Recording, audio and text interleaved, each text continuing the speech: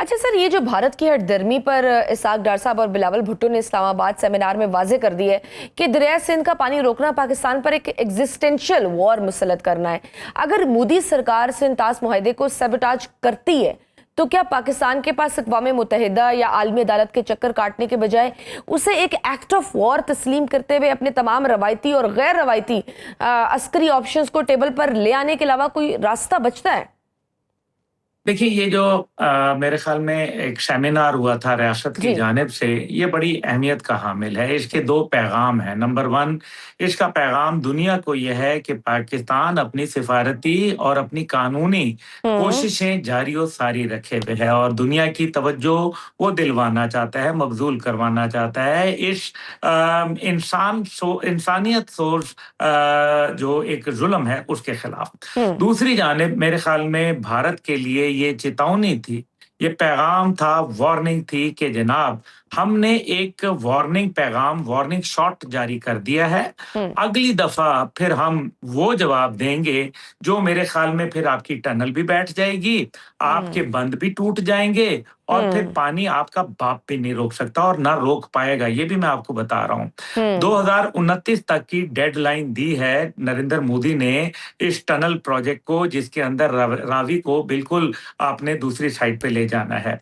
तो वो अब जो कोशिश उनकी है वो तो है, लेकिन नरेंद्र मोदी को ये भी याद रखना चाहिए कि 2030 तक हमारे फील्ड मार्शल जो हैं वो आर्मी चीफ रहेंगे और मोदी को 2025 का तो एक छोटा सा ट्रेलर याद होगा और अगर याद नहीं होगा तो हम बड़ी सी पिक्चर इंशाल्लाह ताला उनको दिखाएंगे। लेकिन सही। अभी खर्चा वर्चा करने दें, टनल बनाने दें, फिर जब वो कहते हैं ना कि अभी हनूर दिल्ली दूरस्त, अभी जब वक्त आएगा तो पाकिस्तान जवाब देगा। पाकिस्तान ने वादे कर दिया, वजीर हम्म। आजम, नायब वजीर आजम ने भी ये बात कह दी कि हम इसको एक्ट ऑफ वॉर कंसिडर करते हम्म। हैं। एक्ट ऑफ वॉर का मतलब सीधा सीधा ये है कि हम जब तंग आएंगे तो फिर बजंग आमद जो है वो हम शुरू हो हम्म। जाएंगे और उससे कोई नहीं रोक सकता। लेकिन बिल्कुल, पानी दुनिया को हमारी ये रेड तवज्जो, लाइन है। लेकिन इसके अंदर अच्छा सर। बदनीयती देखें आप, जरा एक सेकंड, जी। ये बदनीयती देखें आप। बदनीयती इसके अंदर ये है कि जो लोग इसके अंदर गारंटर्स थे, जो आर्बिट्रेटर थे, वो लोग इसके अंदर शामिल नहीं हुए, जिससे उनकी बदनीयती का वजाहत हो जाती है। और भारत तो वैसे भी इस वक्त अंदरूनी तौर पर शदीद बहरान का शिकार है।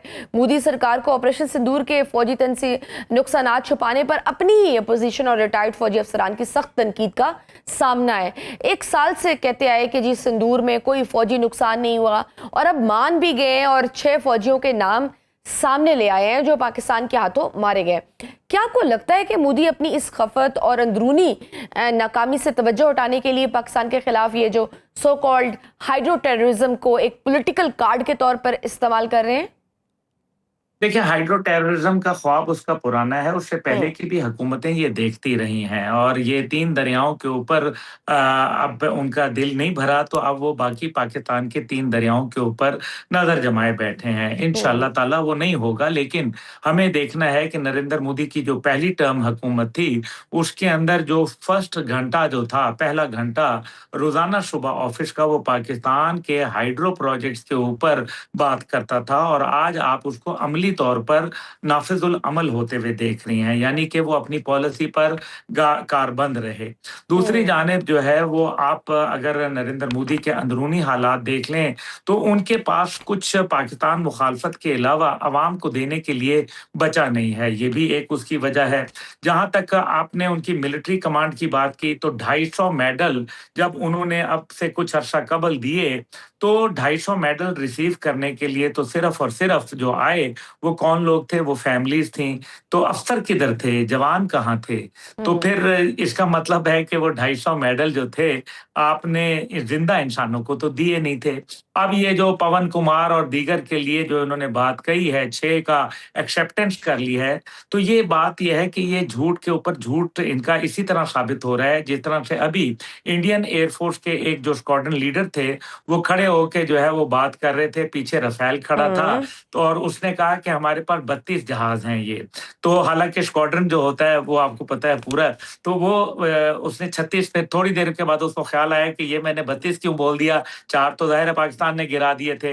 तो फिर उसके बाद कहता है नहीं-नहीं 36 हैं। तो ये तो वीडियो वायरल है, मतलब आप देखें कि झूठ के पैर नहीं होते। अल्लाह ताला ने पाकिस्तान को इज़्ज़त देनी है और इंशाल्लाह दे भी रहा है। हाँ, ये ज़रूर है कि अब जो बिपिन रावत जो है वो भी अब तब्दील हो गया आज के दिन में, और इसी तरीके से जो बिपिन रावत कह रहा हूँ, जो पहले इनका था अनिल चौहान। जी। अनिल चौहान जो है वो भी उनका सीडीएस तब्दील हो गया और जनरल राणा आ गया है, और उसकी जगह आज जो उपेंद्र द्विवेदी जो उनका आर्मी चीफ है वो भी रिटायर होके चला गया है। और अब जो नया उनका आर्मी चीफ आया है, देखते हैं कि वो क्या पैगाम लेके आता है। लेकिन पैगाम जो भी लेके आएगा, पाकिस्तान की तरफ से अमन का पैगाम का जवाब अमन मिलेगा। लेकिन हुँ। अगर आप जो है वो दूसरा पैगाम लेके आएँगे, तो इंशाल्लाह उसका पैगाम का जवाब पिछली दफ़ा से ज़्यादा सख्त, ज़्यादा मौसर हुँ। और ज़्यादा देरपा होगा, ताकि आपको अफ़ाक़ा हो और बराबर हो इंशाअल्लाह ताला। हुँ। पहली और डोज़ वैसे तो भी आपको मिली थी, हाफ़िज़ बहुत सारे दवाख़ाने की, धचके तो वैसे लेकिन मोदी सरकार को मिल ही रहे हैं। अभी रिसेंटली सर एक और चीज़ भी हमने देखी कि नामालूम हैकर्स ने भारत के सबसे बड़े न्यूज़ चैनल एबीपी न्यूज़ पर साइबर हमला करके उनकी नशरियात ही उड़ा दी और कुरानी आयात चला दी। ये वाक़या साबित करता है कि उनका डिजिटल इंडिया अंदर से कितना कमज़ोर है। क्या पाकिस्तान को अपने 5th जनरेशन और वॉरफेयर सेल्स को मुतहर्रिक करके भारत के इस खोखले इंफ्रास्ट्रक्चर पर साइबर स्पेस में मज़ीद दबाव बढ़ा नहीं देना चाहिए?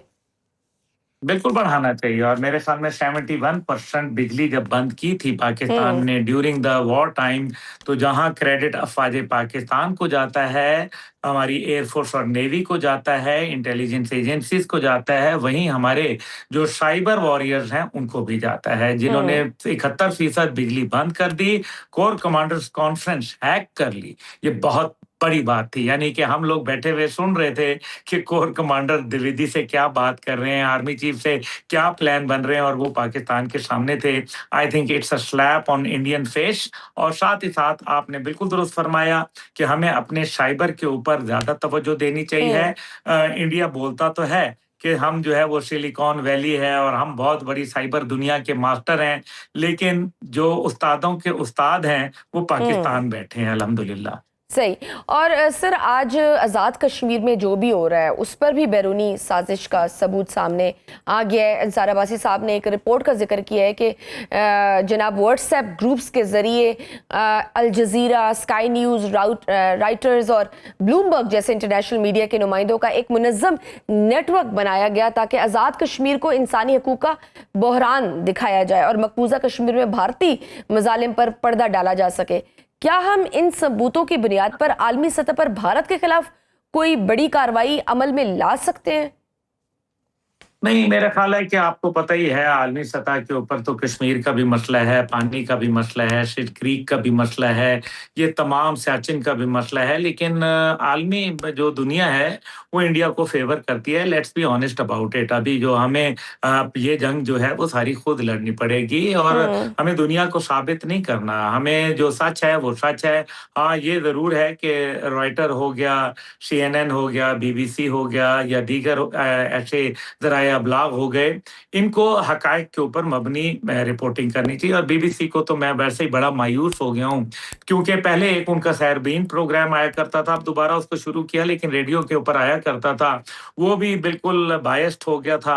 और दूसरा जो अब तो ये हद हो गई, जब पाकिस्तान ने अमेरिका और ईरान के दरमियान मसालियाती किरदार अदा करते हुए बर्गिनस्टॉक के अंदर जब अपना किरदार अदा हम्म। किया, तो बीबीसी की जो खबर आ रही थी वो ये थी कि ट्राइलैटरल मुज़ाकरात अमेरिका, ईरान और कतर के दरमियान में हो रहे हैं। हालाँकि पाकिस्तान की सरबराही थी। तो I think I feel pity for BBC, and I feel so sad कि इतना बड़ा इदारा होके इतनी छोटी और कम ज़हनियत रखे, ये बड़ा अफ़सोसनाक है। हाँ, अलबत्ता आज़ाद कश्मीर के अंदर, जैसे मैं आज ही अपनी पार्टी के टिकट बाँटे हैं अल्हम्दुलिल्लाह, जो आज़ाद कश्मीर के आने वाले इलेक्शंस के अंदर हिस्सा लेंगे। हम्म। मेरा ख़्याल है कि नई नस्ल को मौका मिलना चाहिए। साथ ही सही। साथ जो है मैं ये भी समझता हूँ कि हमें इस सारे पे मामले पे जुडिशियल कमीशन तश्कील देना चाहिए ताकि पता चल जाए कि असल हकायक क्या है, जिसके अंदर ये सारी बातें जो आपने फरमाई हैं वो भी सामने आ जाएँगी, जो गद्दार हैं वो भी सामने क खुल के आ जाएँगे, बिल्कुल, जो मेरे ख़्याल में ऐसे लोग हैं चीज़ें मज़ीद जिन्होंने क्लियर हो जाएँगी। लेकिन सर अ, जो इस इदारा जाती जो हुँ। किरदार अदा जो आज़ाद कश्मीर हुकूमत के अंदर जिन्होंने मेरे ख़्याल में कमज़ोर पॉलिसियाँ रखी या काम नहीं किया अपना, वो भी सामने बेनकाब हो जाएँगे। तो अच्छी बात है कि एक जुडिशियल कमीशन बन जाए। बिल्कुल सही। अच्छा, इस इंटेलिजेंस रिपोर्ट में जो सबसे ख़तरनाक बात है वो ये कि उस तहरीक के कुछ रहनुमाओं ने इंतखाबी निज़ाम से पाकिस्तान से इल्हाक का हलफ ख़त्म करने और महाजरीन की 12 नशिस्तें उड़ाने का मुतालबा किया है। क्या ये बरह रास्त इल्हाक पाकिस्तान के नज़रिए पर हमला नहीं है? नहीं, ये तो पाकिस्तान के इलाके पाकिस्तान ये तो पहली बात ये है कि उनके बुज़ुर्गों के नज़रियात पर हमला है। हुँ, उनके बुज़ुर्गों ने पाकिस्तान के साथ इलाक़ किया था, तो अपने ही बुज़ुर्गों के जो है वो बगावत कर गए हैं, अपने ही बड़ों को जो है झूठा साबित कर रहे हैं। हुँ, तो उनको तो पहले ये सोचना चाहिए कि कश्मीर वाले तो अपने बुज़ुर्गों की बड़ी इज़्ज़त करते हैं और इस पाकिस्तान के लिए, इस आज़ाद ज़मीन के लिए जो उन्होंने कुर्बानियाँ दी, जिसमें सैयद अली गिलानी से लेके डॉक्टर कासिम फख्तू और कासिम फख्तू से जो है वो आसिया इंदराबी जैसी बहादुर ख़वातीन मौजूद हैं। मेरे ख़्याल में ये उनके खून से गद्दारी के मुतरादिफ है। दूसरी हुँ, जानिब जो है वो इल्हाक़ पाकिस्तान देखिए 2 ही रास्ते हैं ना जो कि यूनाइटेड नेशन में हैं, इल्हाक़ हिंदुस्तान या इल्हाक़ पाकिस्तान। तीसरी ऑप्शन नहीं है, तो इसलिए मेहरबानी करके ये तीसरी ऑप्शन पे तो बात ही ना की जाए। बिल्कुल और सही। सबसे बड़ी इसके अंदर जो बात है महाजरीन की सीटों का, देखें हुँ, ये भी एक काम किया जा सकता है, अभी इलेक्शन आ रहे हैं और इलेक्शन के अंदर अगर हम एक रेफरेंडम करा लें, अवाम की राय ले लें कि आप महाजरीन की सीटें रखना चाहते हैं, नहीं रखना चाहते, ज़्यादा करना चाहते हैं या आप 12 से घटा के सर वो तो वहाँ 10 पे करना सुप्रीम कोर्ट का चाहते हैं। फैसला आ जी, गया हुआ है ना कि ये हाँ, तो प्रॉपर जी, जी। हाँ, वो कानून भी साज़ी के लेकिन थ्रू ही अवाम होगा। के सामने हुँ, एक रेफरेंडम भी आ सकता है, लेकिन हुँ, इस सब के साथ एक और बड़ी बात जो अहम है, वो ये है कि ये सारी चीज़ें अगर आप करेंगे, तो मुहाजिरीन की सीटें ख़त्म करेंगे, तो आप एक सूबा बन जाएँगे और हुँ, अगर आप सूबा बन गए, तो फिर आपको जो टैक्स में 60% छूट है, वो ख़त्म हो जाएगी। फिर आपकी और मेरी तरह टैक्स देना पड़ेगा, फिर आपको बिजली ₹3 नहीं मिलेगी, फिर हुँ। आपको जो ₹1100 का आटा है, वो नहीं मिलेगा और वग़ैरह-वग़ैरह।